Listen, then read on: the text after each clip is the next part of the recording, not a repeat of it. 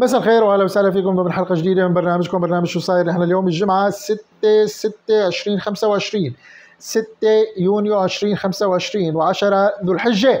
اليوم اول ايام عيد عيد الاضحى المبارك، فكل عام وانتم بالف خير. يوم جمعه، يوم مبارك، ويوم ايضا عيد الاضحى. كل عام والجميع بالف الف الف خير، والله يتقبل منكم جميعا. ولكن عود على ذي بدء، متابعة وفي متابعة لأحداث الغريبة التي تضرب عالمنا. كنا خلال الحلقات الماضية عرضنا على حضراتكم العديد من المشاهد، صور وفيديوهات لظهور الشمس باللون الأحمر. هذا الشيء شفناه بالولايات المتحدة الأمريكية، شفناه بكندا، شفناه ببريطانيا، شفناه بدول أوروبا، وشفناه أيضا في السويد، وهذه جميعا ذكرنا لك اياهم بحلقات الماضيه امس واول امس.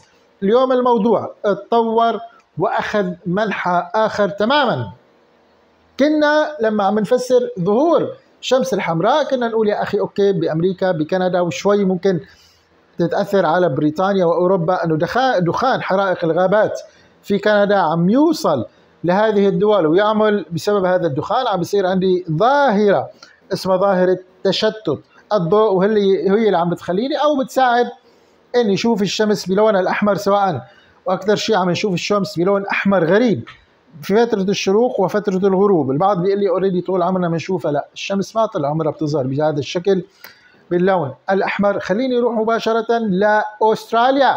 هتبتدي تشوف قدامك على الشاشة هذه ظاهرة الشمس الحمراء. هذه المرة ابتعدت عن أوروبا وابتعدت عن أمريكا وابتعدت عن كندا وابتعدت عن السويد، راحت لأستراليا بآخر الدنيا، وتحديدا مدينة سمانيا في أستراليا ظهرت فيها الشمس باللون الأحمر مثل ما عم تشوف قدامك على الشاشة.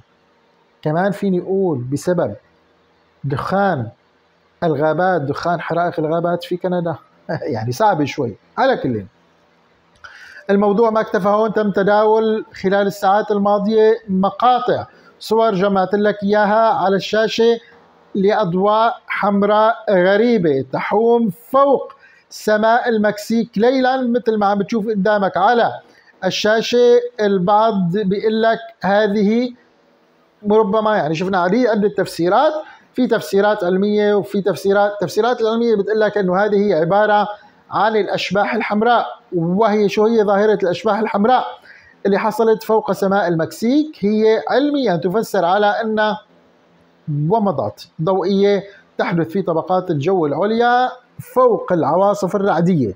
فوق العواصف الرعدية بيكون عندي أضوية حمراء أو بيكون هو عبارة عن برق أحمر فتظهر بهذا الشكل. هي من إلا الأشباح الحمراء، وتظهر خصيصا لما بيكون في عندي عواصف رعدية قوية. البعض قال لك لا يا أخي، هذه عبارة عن طائرات درون مجهزة بأضواء حمراء وكانت تحوم في سماء المكسيك لغرض أو لآخر. البعض ما مآمن بهذا الشيء كله بيقول لك يا أخي خلينا نصدق واطلعوا من هذا الشيء واعترفوا باللي عم بيصير على كوكب الأرض. هذه يا جماعة أضواء مرتبطة بظهور كائنات فضائية أو ظواهر خارقة، ومن غير الصحي ومن غير الدقيق صرنا أن نقول ما في كائنات فضائية أو هذه أضواء لكائنات فضائية.